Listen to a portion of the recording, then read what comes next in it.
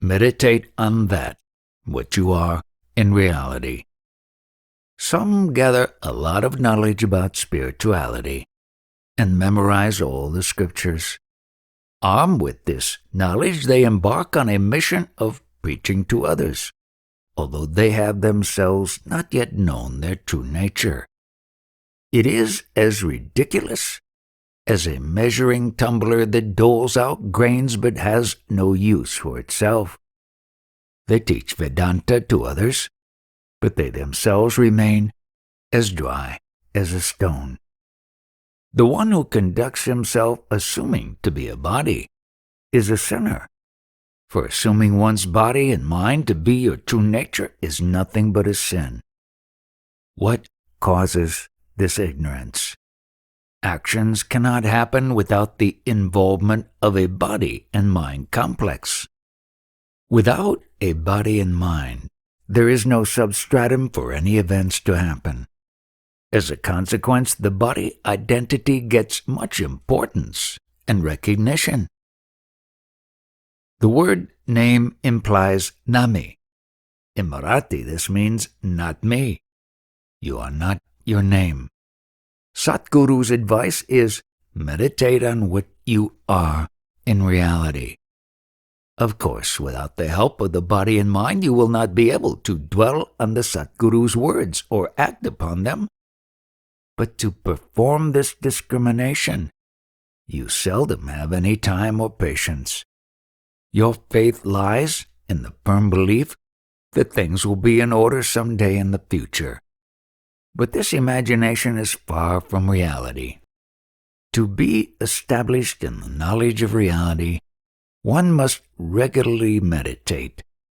The knowledge arising from this meditation reveals the reality about birth, life, and death. This knowledge demolishes all incorrect concepts about us. Consciousness then becomes free of the sense of being or I amness. It's a mistake to consider that which will not accompany you forever as me or mine. The purpose of worship and preservation of spiritual activities is only for achieving temporary gain and satisfaction. We worship deities in order to feel better.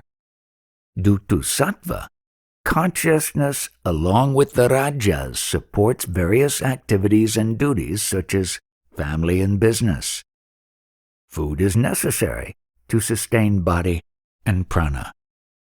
The one who recognizes the origin of consciousness becomes free of all involvement in life, including the experience of I am. Although sattva is the same for all, many changes happen during birth, which explains why each person has a different face, voice, and taste. The one who meditates on consciousness knows that he or she is not sattva. How can he be sattva, which is nothing but consciousness? Such a knower is not involved in creating his own sect or creed and is rarely found. You must please your Satguru by realizing the self and not by worshipping God. For this you have to find out what is it that is born. In reality, they are the states of waking, dream, and deep sleep that are born. Your birth is false, as it never happened in reality. When food material comes together, there is a celebration of one who knows his or her consciousness. It is as if the Lord Brihaspati has manifested itself out of organic juices. One whose mind turns towards renunciation, he alone gets to serve the Guru. A person is fit to renounce when he or she recognizes that the things perceived by senses are not permanent. Such a person cultivates detachment and is not sensual in nature. Such a person is naturally inclined towards knowing the truth about oneself, for he is already dejected with the experience of life and the world outside. Such a devotee alone can cognize the reality of himself or the knowledge of Brahman easily. He realizes Brahman without actually looking for it. The urge to discover our true nature is always hidden within our potential. But our deep-rooted faith about the body being real keeps us distracted from pursuing the self. It should be one's firm conviction that nothing in this jungle of life is worthy of our trust. Deliver your assumption of being a person to the feet of the Guru. The one who cognizes truth about one's true nature can neither see untruth nor any faults in others. Even when a fault is seen, it is forgiven, as this appearance of the world has come about without anyone doing anything. Without having any part to play, we are accused of having been born. When you lose attachment to your own body, why see the other bodies as real? Why, again, see faults in them? All is pardoned in the normal course. If one sees no reality in one's own mundane existence, why should such a one judge or blame anyone else? He will overlook and condone the faults of all, as no one is born of his own will. Life has been imposed on us by Mula Maya, or the primordial illusion. The duality of the world gives way to Chidananda, or the bliss of being conscious. In non-dual Advaita, there is no Chidananda. That which was imposed on us in the mother's womb has now become the source of power of our consciousness. To know this, and to deserve this knowledge, detachment to the world is essential. Such a person is content with whatever little life provides. Only the service of the Guru provides one with the tool for this sadhana. But service of the Guru isn't easy. It can only nourish when one renounces the idea of being a person. The one who is inclined toward renunciation and is disgusted with the worldly attractions alone gets to serve the Guru. You last in this body for only as long as the subtle pure life of sattva infused in your mother's womb before your birth. Your merit to be your own master depends on the completeness of your faith in the Guru. Expect that nothing in this world fits. For Jnani, the real bliss of being lies beyond the three states of life, that is, the waking state, dream, and deep sleep. What do you know about your own state before being born? From the state of deep sleep arises the state of waking, and the world at large is perceived with all the inhabitants, including your kith and kin. One believes in whatever is perceived simply because it forms the foundation and the base of his mundane existence. The waking state means the experience of the world after waking up from the state of deep sleep.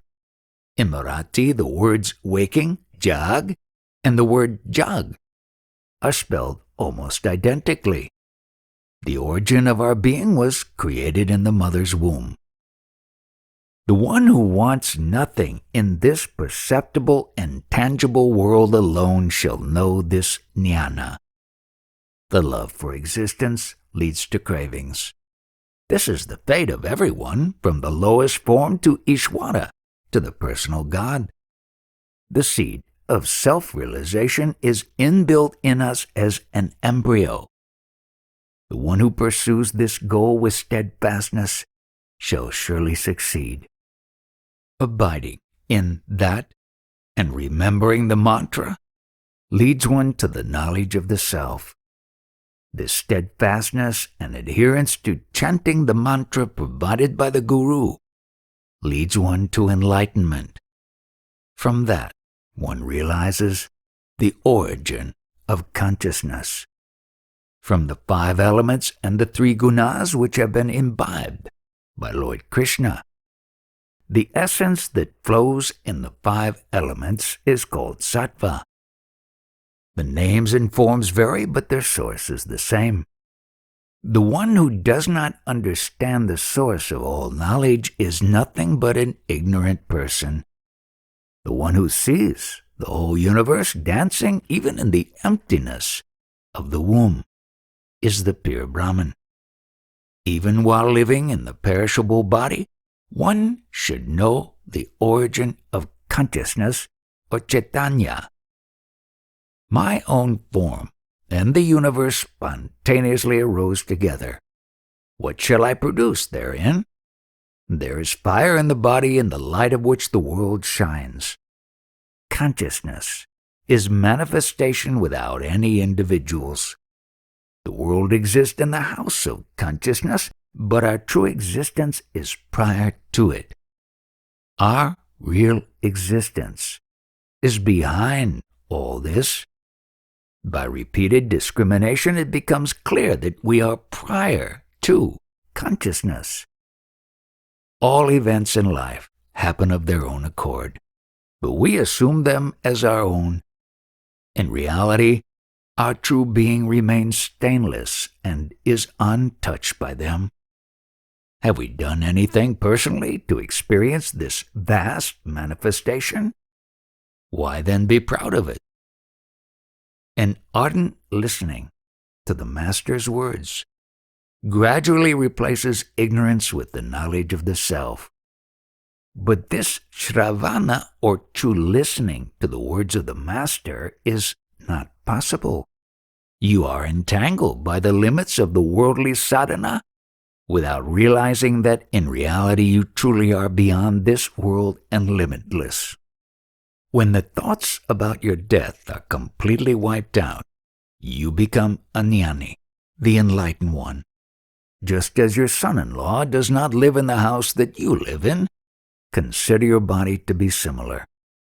Your love and interest in this world have turned that which is untrue into reality. Without consciousness, there is no life, and without life, there is no Prakriti and Purusha. Jnana must be free. Jnana, the knowledge of self, is so empowering that even if its possessor lives alone in a forest, he will be taken care of. Jnana must be the knowledge that is free of concepts such as body and the world. There is a sense of being which is manifestation, but no concept of being a person. Where there is a person, there arises prarabdha, or destiny. What can destiny do to consciousness? For consciousness is all-encompassing. Until the time when ignorance turns to knowledge and finally transcends it, becoming vijnana, or complete enlightenment, one can blame the so-called destiny. Vijnana transcends destiny. What good or bad can come of it? Total enlightenment implies transcending both knowledge as well as ignorance. The phenomenon of birth is like the appearance of a spark. How does this spark ignite? What kind of short circuit caused all this? And did this short circuit tarnish its knower? The knower of this is free from both birth and destiny. Just as a dream universe arises from nothing, for the knower this waking universe also rises from naught. What created the phenomenon of destiny? Friction between vayu, air, and the space gives rise to the energy that forms the universe. From that spark, water is created which pervades the earth. Water gives rise to plant life, and to the food essence what produces and nourishes life on earth. Thus the creatures are born and are made to live and suffer good and bad things in life. This phenomenon is called prarabdha, or the so-called fate, just to give it a name. That which originates in another dimension descends to the illusory world of our waking, and prarabdha is called sattva. It gives rise to the sense of being. The knower of this transcends this and attains enlightenment. Those who don't continue the life that has a destiny. What fate can you attribute to the germs that are born out of rotting food? Its prarabdha is the food itself. Prarabdha applies to the body which is made of sattva, which is nothing but the 5 elements. Therefore, I cannot be the body. Prarabdha also applies to the quintessence of the body which is sattva, and I cannot be the sattva either. Prarabdha is made from sattva, and consciousness is just a quality of sattva, which I am not. Although forms differ from each other, the sattva is one. If you look outside to know your true nature, you will go astray.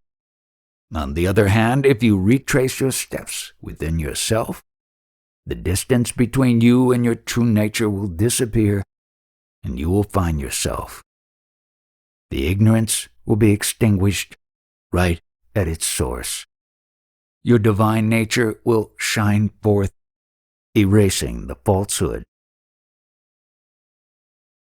The concept of being vanishes. All the ambitions and desires are fulfilled by enlightenment. In fact, even the sense of being ceases to exist. The manifest expression of consciousness continues, but the concept of being a person, an individual entity with the body and mind in the world outside, vanishes. Consciousness, which is nothing but God, indicates our existence. True rest is only possible after forgetting everything as in deep sleep. For such an enlightened one, all the accomplishments and luxuries of the world are not worthy of attention. The source of consciousness must be known fully and unmistakably. Only then does it become clear as to how consciousness attains eternal tranquility. The sense of being that is experienced right now is peaceful without any action done by us. Its nature is peace itself, which does not need to be bought in order to be acquired. Wealth is only to keep one busy and to nourish one's livelihood. One must have this conviction that no event in life is capable of providing the supreme peace that one possesses within. When the world and the body did not exist, the state that you existed in then is your true and eternal peaceful nature. In that state you were not afflicted by the touch of consciousness, and hence there were no needs. This is revealed to those who truly discriminate. Such discrimination makes one free of sorrow and even from the need of so-called happiness. Sorrow is just an inconvenience amongst conveniences. Where did this inconvenience come from? The unmanifest experienced the manifest, as a result of which you have mistaken yourself as an individual. Wasn't this merely an imagination? While being in the unmanifest state, you were totally tranquil and free from ideation.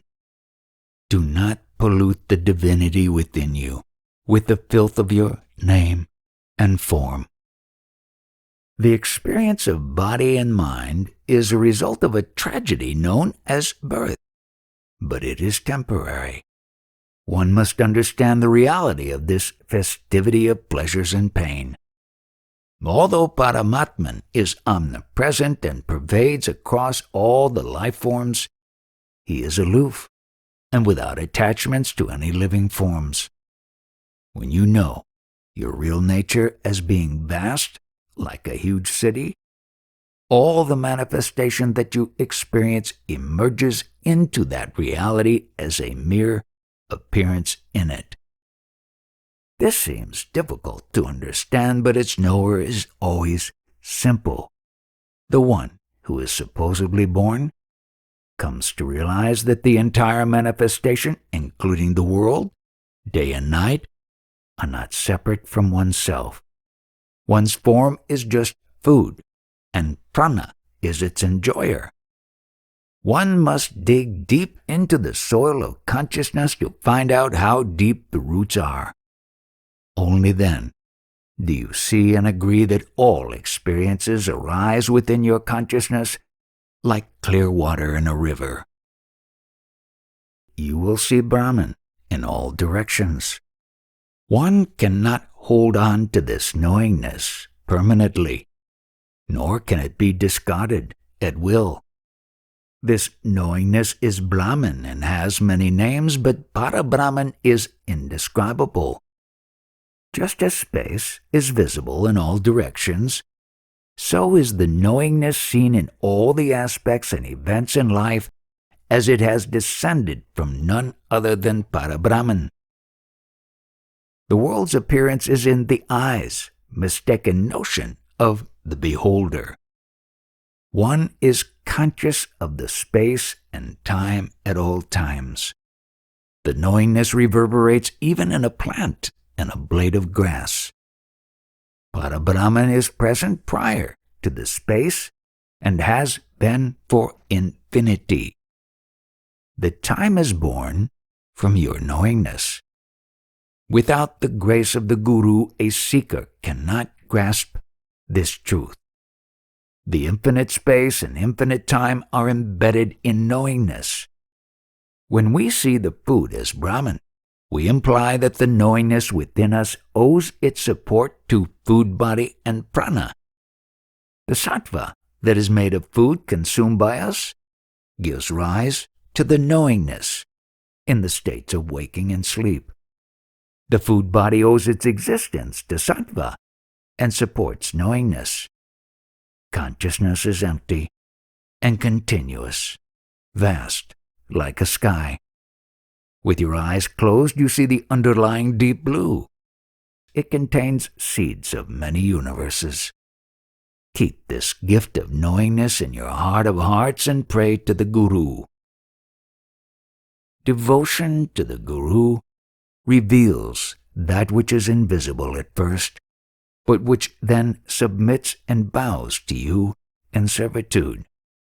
That is the true peace, which can only be gained by giving up the notion of being a person. The sense of being is Ishwara. In Marathi, the two-lettered word for mind, mana, is the one that ties persons to the cycle of bondage. Everyone follows the mind without realizing that such acts are impure. It is in this manner one must discriminate or perform viveka.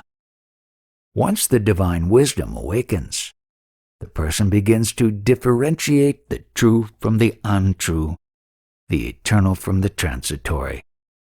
When the permanent is separated from that which is impermanent, it is called siddhanta, or establishing the truth. The belief that the mind can achieve anything is a misconception. This wisdom dawns when the God awakens in us. The mind is then confronted with discrimination. This results in the knowledge that there is really no such thing as mind. The fact that existence without mind is purity itself becomes evident. The mind continues to play its games as long as it believes that you are the body. But once it realizes your true nature, it surrenders. Mind means suffering, as they are not different. The baby in the womb has no experience of mind, and yet the baby lives happily. Does this not prove that life can begin and live without a mind? Once the baby is born and it grows, it becomes addicted to the mind. Then the mind takes charge, and one dances to its tune. You are mind-controlled. The easiest solution to this problem is to surrender to the Guru.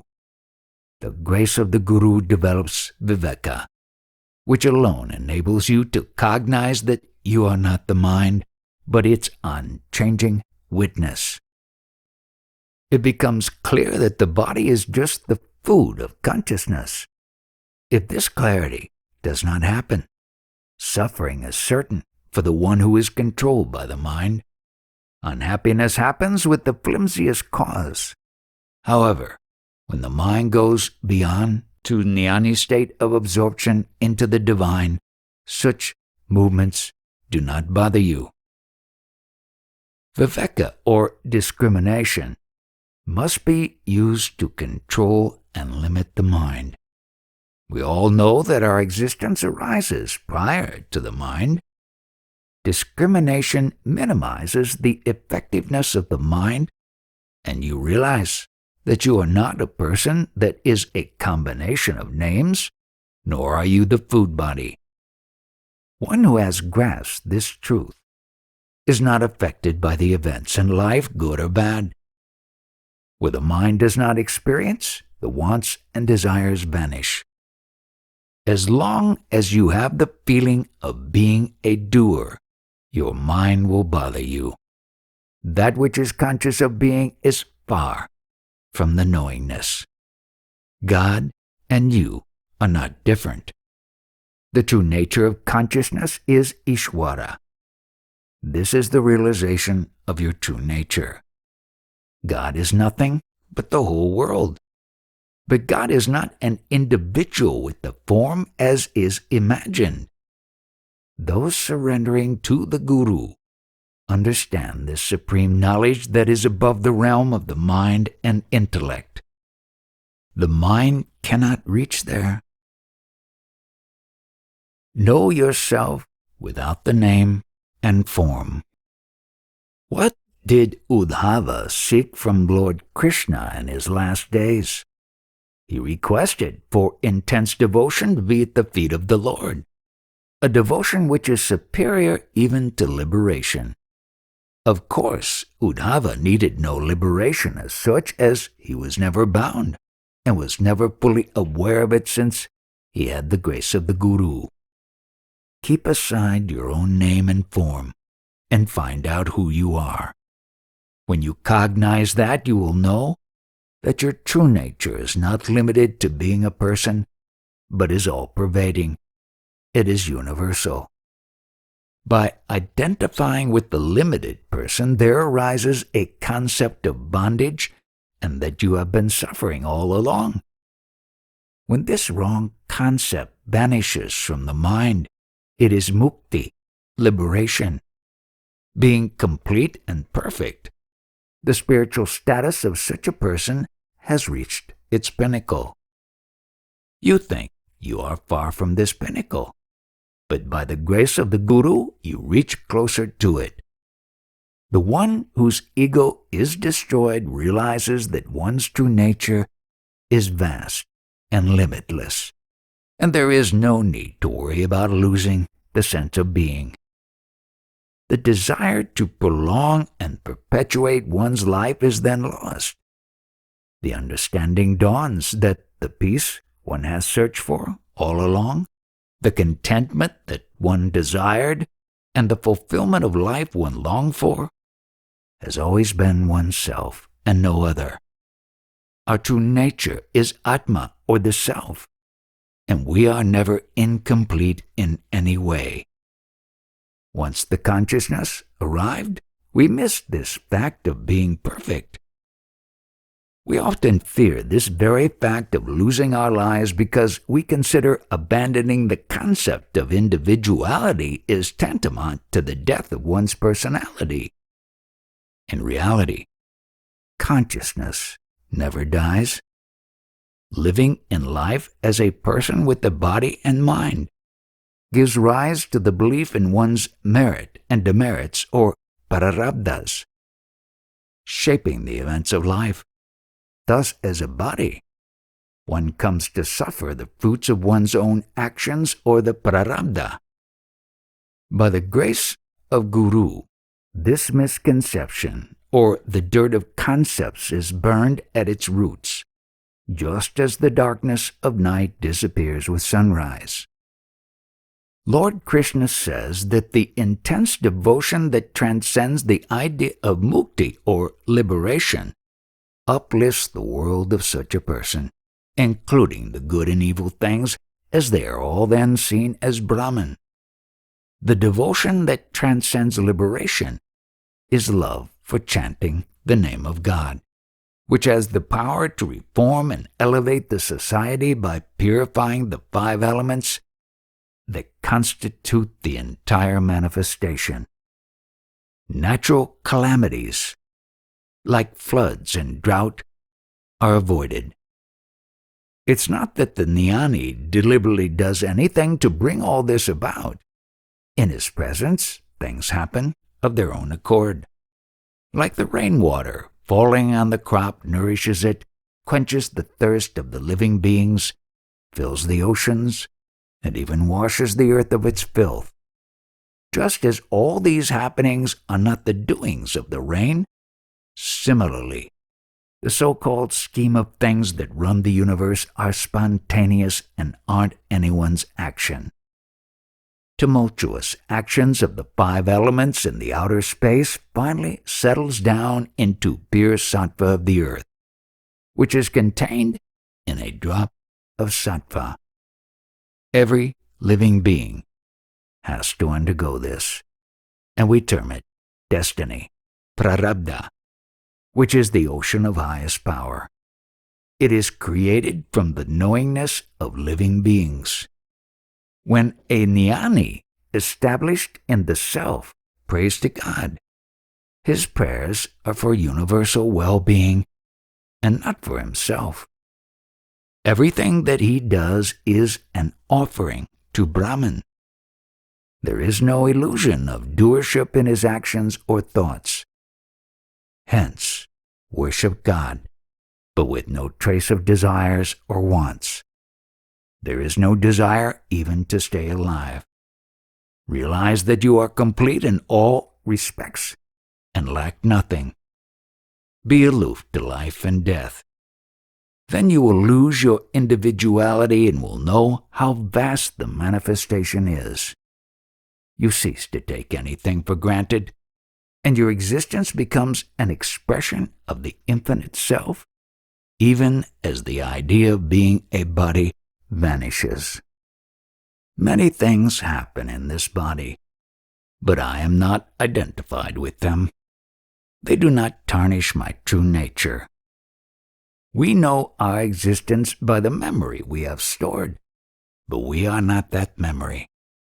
The various incarnations manifest from the light of the source of my existence. Can we know the one who becomes conscious?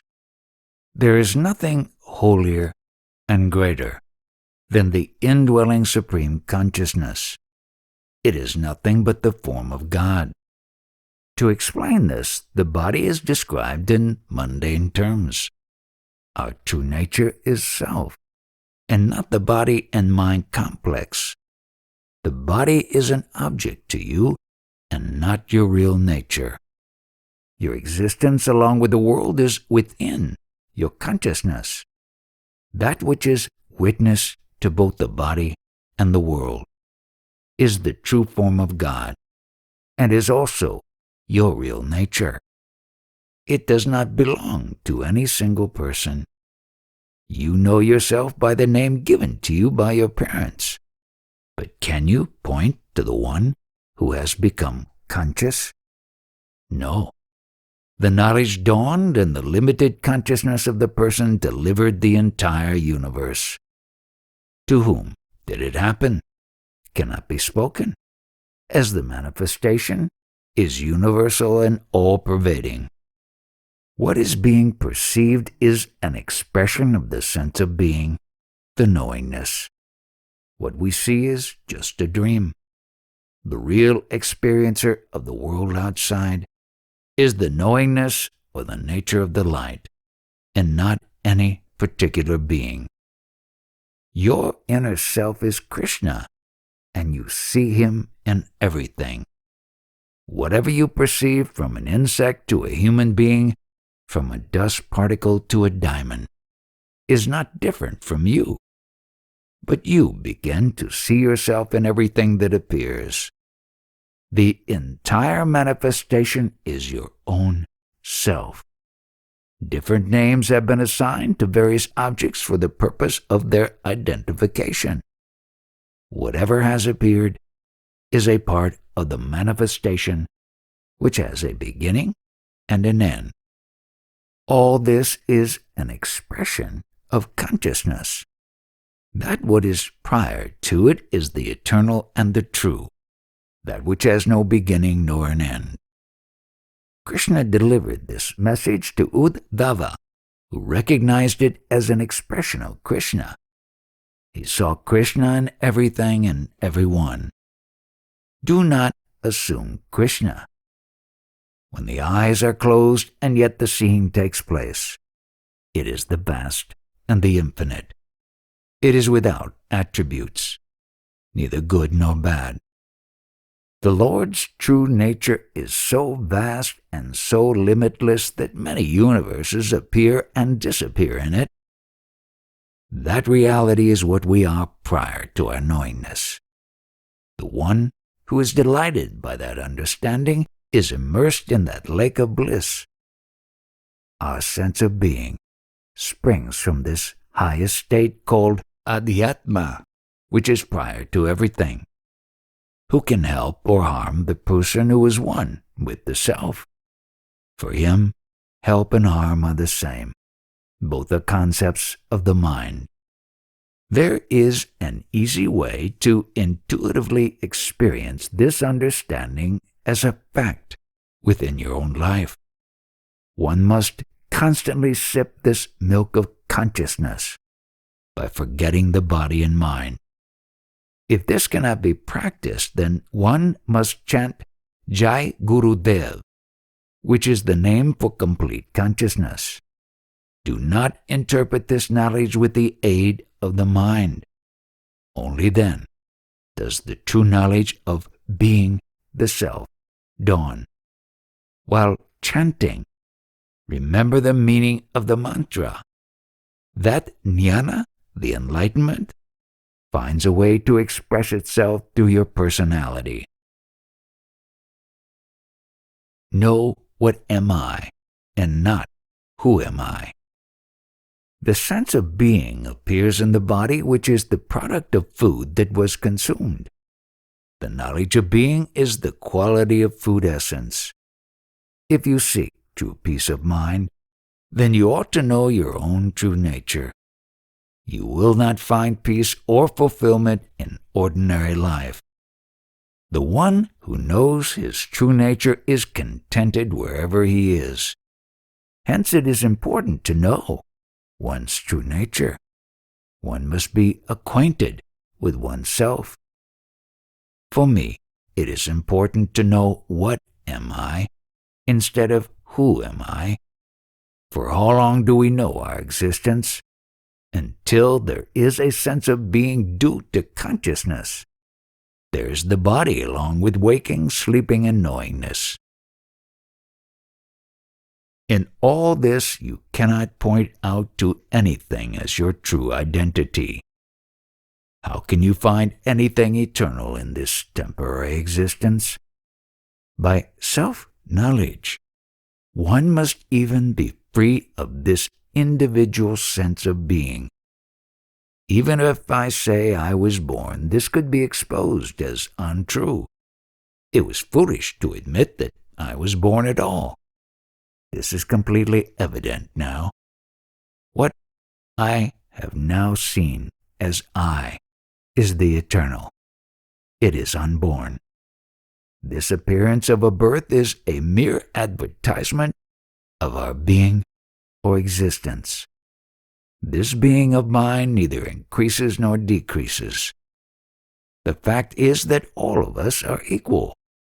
Those who hold on to the name and form as real suffer from inequality in their lives. This life is merely a clutter of words. In Atman, there are no likes or dislikes, nor are there other traits of dualistic nature. Hence, where there is Advaita or non-duality due to pure sattva, there are no opposites like happiness and misery. The waves of the ocean fiercely collide and crash onto each other, but feel no pain, as they are nothing but the selfsame ocean water and there is no duality there. How can there be pain or pleasure when there is not any concept of the other? The experience of existence, the sense of being, is in fact a sign of duality. It is not permanent. It is called Maya, the illusion. Just as the entire existence which is experienced in the waking state disappears entirely in deep sleep, similarly the consciousness of existence that has now appeared to the unmanifest is temporary. This duality required a support to exist, and hence the concept of God was born. This concept itself then becomes God. Even in deep sleep, the dream world appears due to the dream sense of being.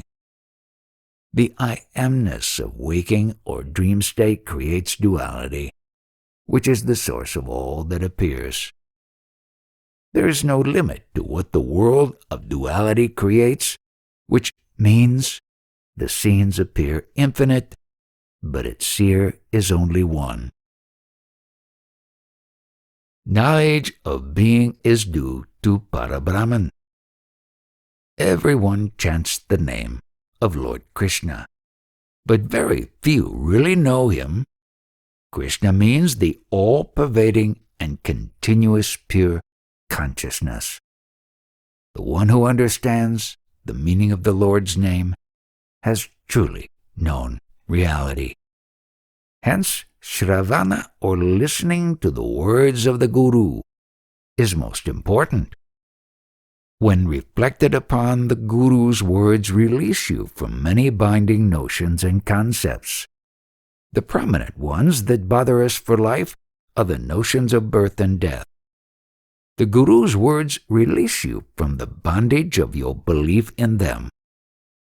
That by which you know you are is Parabrahman. This is Adhyatma, or the one that exists prior to all else. From an insignificant insect to Lord Brahma the Creator, everything is the same principle, and his knower is prior to consciousness and beyond all attributes. He is the knower of the faculty of knowing, but himself has no trace of knowing. All confusion arises due to the misconception about being an entity. From the experience of life, you have concluded that you are an entity with a name and form. There are infinite experiences, but its knower is untouched by them.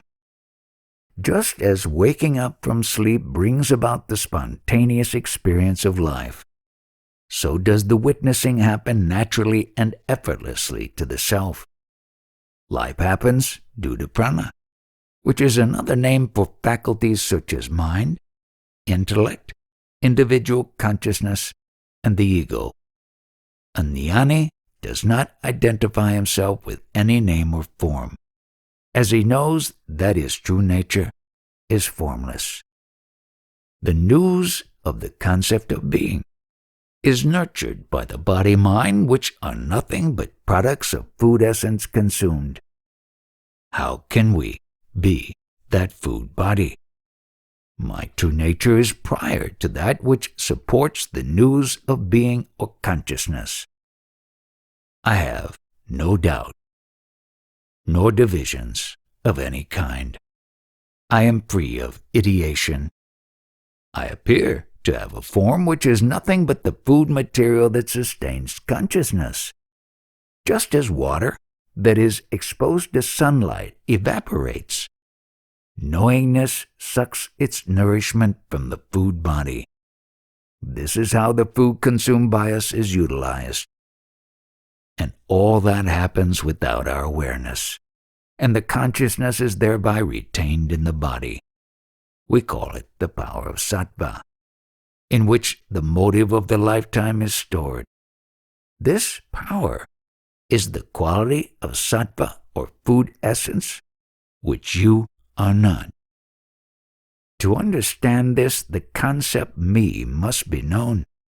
It is not possible by performing any karma or by ritualistic spiritual observances. This concept is called mula maya, or the primordial ignorance. It shines forth for a temporary period, and when it is fed up, it merges back into the para Brahman. While the sattva sustains prana, the body lasts along with the news I am, just as an oil lamp burns the oil but does not actually burn the fire. When the oil finishes, the lamp is extinguished. We don't call this death, since by adding more oil, the lamp can burn once again. The fact that we consume food regularly to sustain our consciousness should make us realize what is temporary and what is true and eternal in us. It needs practical application of the Guru's words. We must know that the world outside that is experienced by us is in the sattva that we eat and not really outside. This true knowledge of the world will reduce our liking and attachment to the world. Lord Krishna knew this and was thus unattached to everything. His existence was that of the whole world, and all he saw was just imagination. Disorders and thoughts will be extinguished. When there is consciousness, one can be aware of Om, the primordial sound, and also be a witness to the worldly activities which go on. Without consciousness, Om cannot be heard. Its purpose is to conduct the activities of the universe. That knowingness, as we call it, is self-love. Here love means the knowledge of one's own being. Love and knowingness are not different. Om, or pranava, represents all the expressions, and its nature is love. Love is not the affection between one and the other person, because in the Absolute there are no others. Hence, this love is a proof of God's existence. It has no shape or form and is all-pervading. We feel we are lost and devastated because we limit this love to our individuality, bringing it to the level of our false existence. But this proof of God's existence is beyond destruction. These misconceptions are the games of the mind. Water from a river belongs to everyone, and yet we fill a pitcher and claim it to be ours.